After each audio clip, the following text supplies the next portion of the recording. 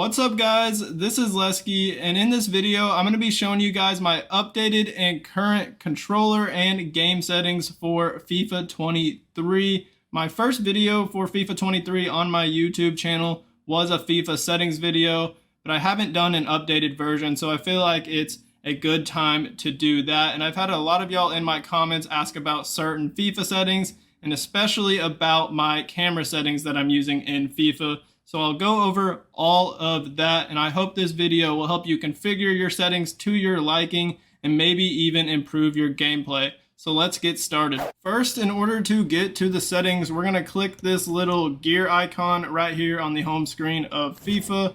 Then we'll go to settings, and then customize controls is what we're gonna be looking at first.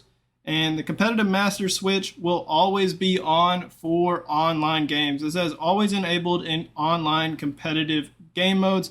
So even if you have it off and then change some of these settings and then you go into an online game, it'll automatically turn it on and the settings will be how you see them. The next setting is through pass assistance. You're gonna want this on semi. The only other setting is manual.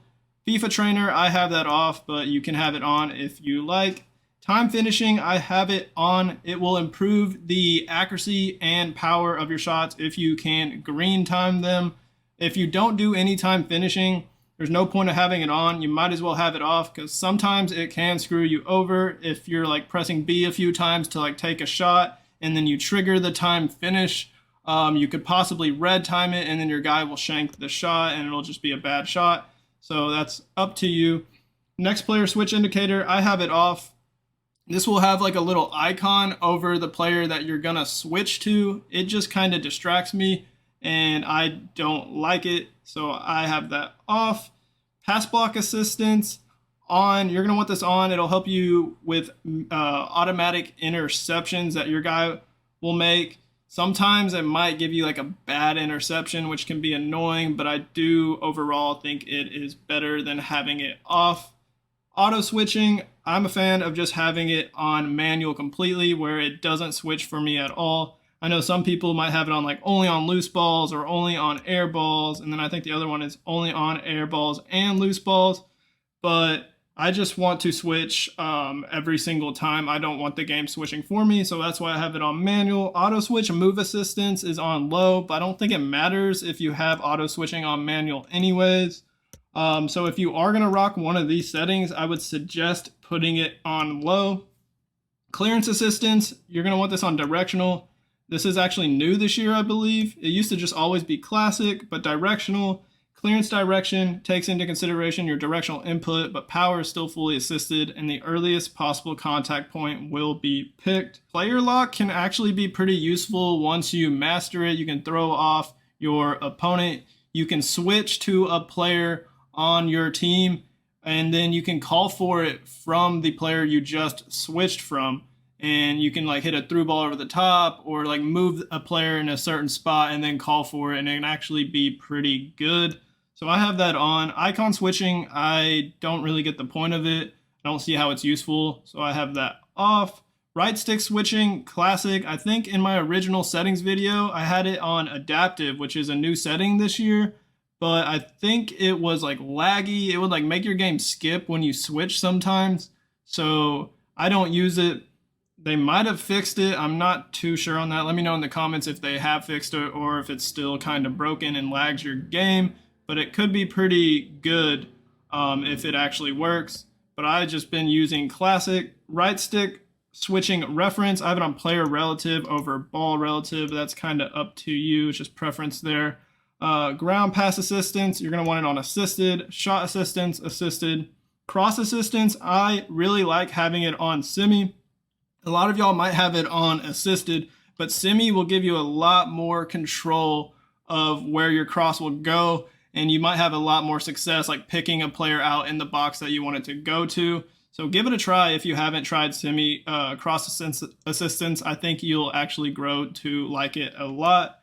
Law pass assistance, assisted. I was wondering if semi would be good on law pass assistance. I haven't tried it out. Maybe I'll give it a try in the future. Let me know if y'all use this. But I just have it on assisted. Lob through pass is on assisted. Same with the through pass setting. that I have on assisted, or semi, sorry. And then save assistance is semi, and this will be for like if you're a goalkeeper in pro clubs or career mode or something like that. And I think semi is best from what I've heard, rather than assisted or manual, but not 100% on that. Analog sprint I have on. What that will do, analog sprint allows you to control how fast you sprint. The further you hold RT, the faster the player will run. So your right trigger kind of acts like a gas pedal.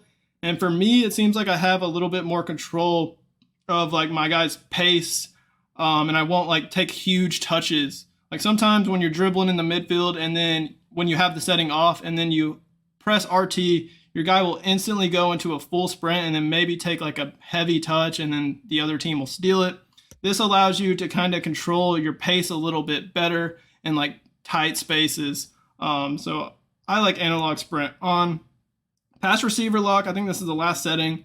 I have it on late. The other settings are animation start, power up, and yeah, that's it. So I have it on late. The pass receiver is locked as late as possible, close to the time when the ball is kicked. So this is good if you want to like last second change where you're passing the ball.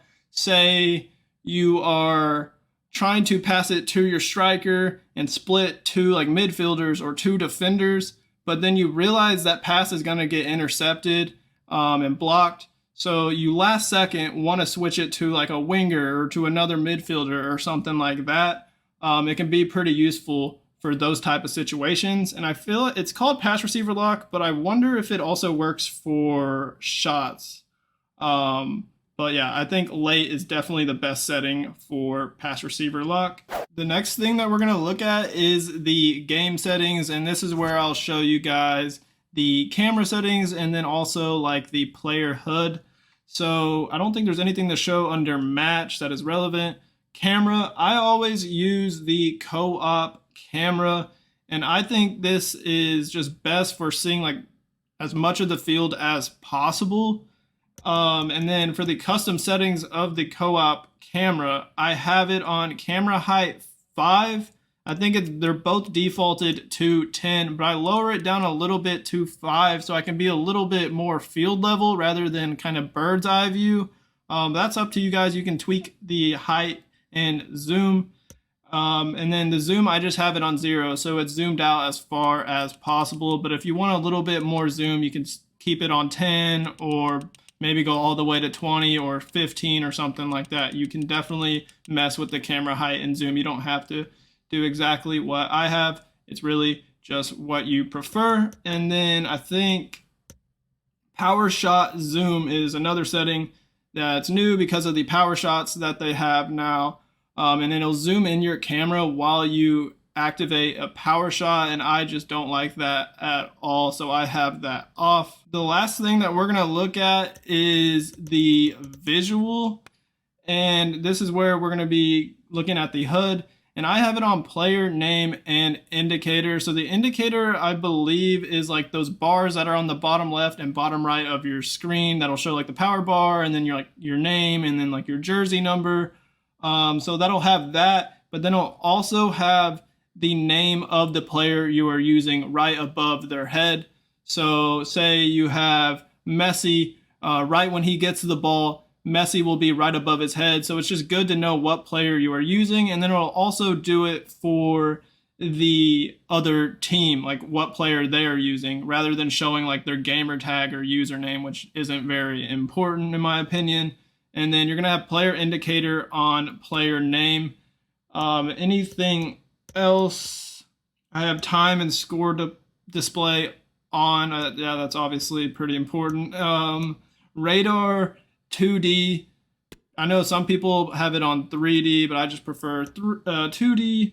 Radar color, you can switch that up. I just keep it on default. And then I think the last thing that I have, or actually scrolling lineups, I have it off. Sometimes at the beginning of the game, it blocks a bit of your screen, like especially on the bottom part of the field. So I just have that off. Connection monitoring, you can have this to check your connection in game, but I just have it off for content. It's basically best for content, so it's not always on my screen. And then input overlay, this is where you can have your controller overlay in the top right corner to see like what buttons you're pressing. And I think that's also good for content, so that's why I have that on. And I actually use an Elite controller when I play FIFA, and it has two paddles on the back that are both mapped to the bumpers LB and RB, because you use those two buttons a lot more than you think in FIFA for passes, skill moves especially, and then shots like finesse shots, and then even the power shot. So you won't always have to be switching your fingers to the triggers, to the bumpers, and it kind of will just save you a little bit of time. That fraction of a second could make a big difference. And I've been doing that for, I think, 3+ years now. And I highly suggest trying it out if you have a controller with paddles. And I already have a video over my Elite controller settings and my paddle settings that y'all can check out. I'll have that in the description of this video for you to go look at. But that's going to do it for my updated FIFA 23 settings. Let me know in the comments what you think of this video and my settings, and then hit that like button on this video for me, and hit that subscribe button on my channel if you haven't already done so. As always, y'all have a great rest of y'all's day, and peace out.